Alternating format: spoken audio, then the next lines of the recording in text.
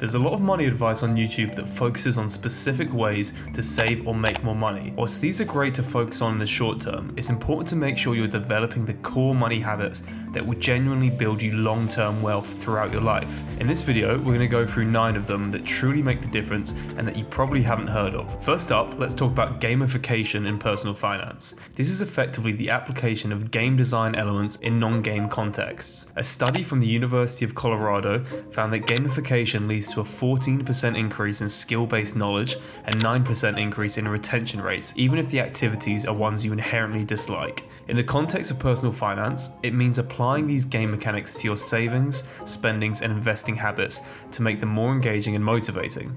Let's start with savings, an area where many struggle to stay consistent. Ali Abdaal has recently touched on this kind of concept in his new book, where gamification styles are broken down a bit further to match your personality type. The key here is to find a way to gamify that suits your personality. If you love to see constant progression, then maybe setting up rules where a 5% increase in how much you save every month is used. Apps like Capital and Acorns use similar principles, allowing you to set up rules that trigger automatic savings, making the process more dynamic and rewarding.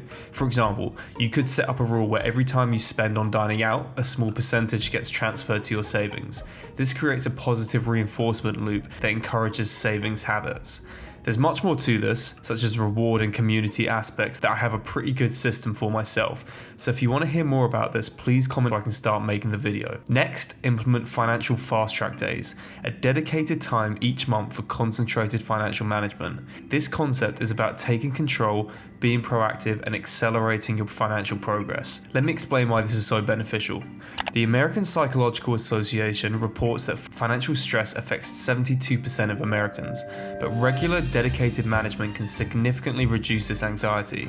By concentrating your financial tasks into one day, you avoid the mental load and stress of daily financial decisions and gain a clearer, more comprehensive view of your financial health. Preparation is key for a successful financial fast track day. Before the day, gather all necessary documents, bank statements, bills, investment reports, and any other financial papers. Also, keep a list of tasks you intend to accomplish in an ideal world, like paying bills, reviewing your budget, or reassessing your investment portfolio.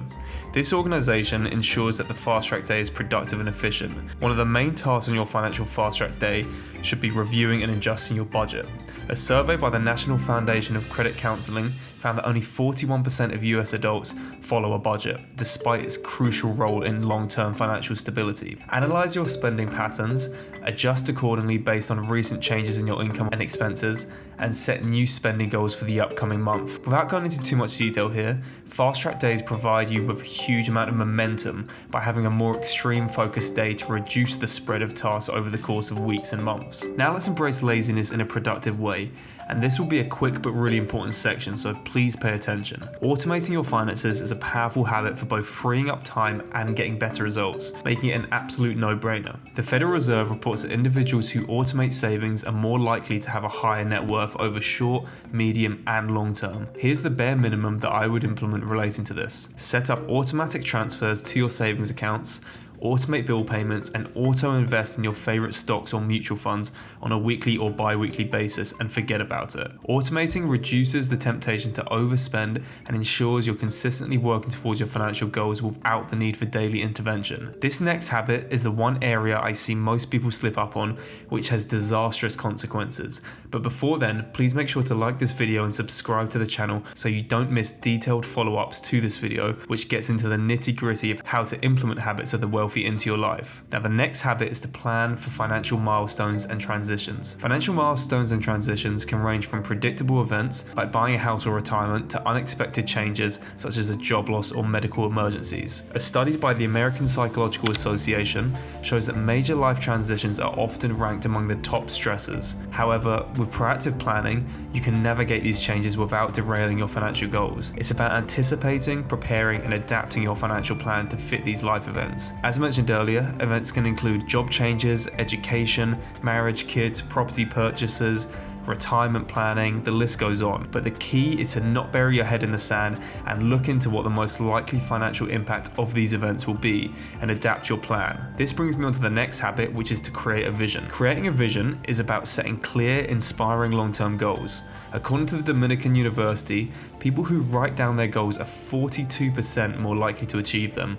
This is a remarkably huge improvement with such a simple strategy. Craft a vision board or a detailed financial plan that outlines where you want to be in 5, 10, or 20 years. This vision will guide your daily financial decisions and keep you motivated toward achieving your long-term objectives. This is one that I'm a big fan of, and that is stacking small wins. Stacking small wins is about celebrating and building upon your minor financial victories. Behavioral economists assert that these small wins create huge positive reinforcements, making you more likely to continue good financial habits. It's okay to not be in a very good place if what you're trying to do with that not very good place is make it better. And one of the things I really have learned as a clinical psychologist is that you just cannot believe how powerful incremental progress is. You can do the calculations like it's like compound interest, you know. If you make your life 0.1% better a week, man, in 2 or 3 years, you're in such a better place than you were that it isn't even like the same domain. And if you keep that up for 10 years or 20 years, you know, especially if you're young and you start early, you start to straighten yourself out and fix the things that you can fix, you can transform your lives in ways that are completely unimaginable. And I'm sure we'd all agree with this.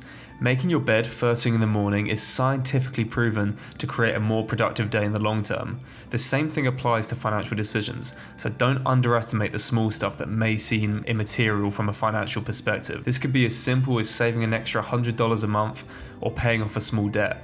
Each small win builds momentum and confidence, paving the way for larger financial achievements. Next is to try to increase income before decreasing expenses. While reducing expenses is important, there's a limit to how much you can do it within reason. However, the potential to increase your income is near on limitless. The Bureau for Labor Statistics reports that individuals with side hustles can increase their annual income by up to 25%. Alternatively, I'm sure we can all imagine how difficult it would be to cut your expenditure by 25% or more without absolutely crushing your quality of life. Look for ways to boost your income, be that a side hustle, asking for a raise, or acquiring a new skill set that can increase your earnings potential. Next is to track your spending. Tracking your spending is a foundational financial habit. A study by Mint.com showed that regular tracking can help individuals reduce their spending by up to 16% on average. Use budgeting apps or simple spreadsheets to monitor where your money is going each month. This habit not only helps identify areas of unnecessary expenditure, but also in aligning your spending with your financial goals. It also just sets a precedent that financial decisions matter. You'd be surprised at how much your mental state shifts when you're tracking your income and expenditure. A simple but really effective money habit hack. Last and most importantly is to start strong. This may be due to a new year starting a new job, or simply making the decision during this video, for example, to start a fresh and exciting financial journey which will change your life more than you could imagine. There are a few really important things to do here that will make things 10 times easier to start strong and more effective. I've broken this entire guide down in this video linked here, so give it a watch. Thank you all so much for watching. Please make sure to like this video and subscribe to the channel, and I will see you all in the next one.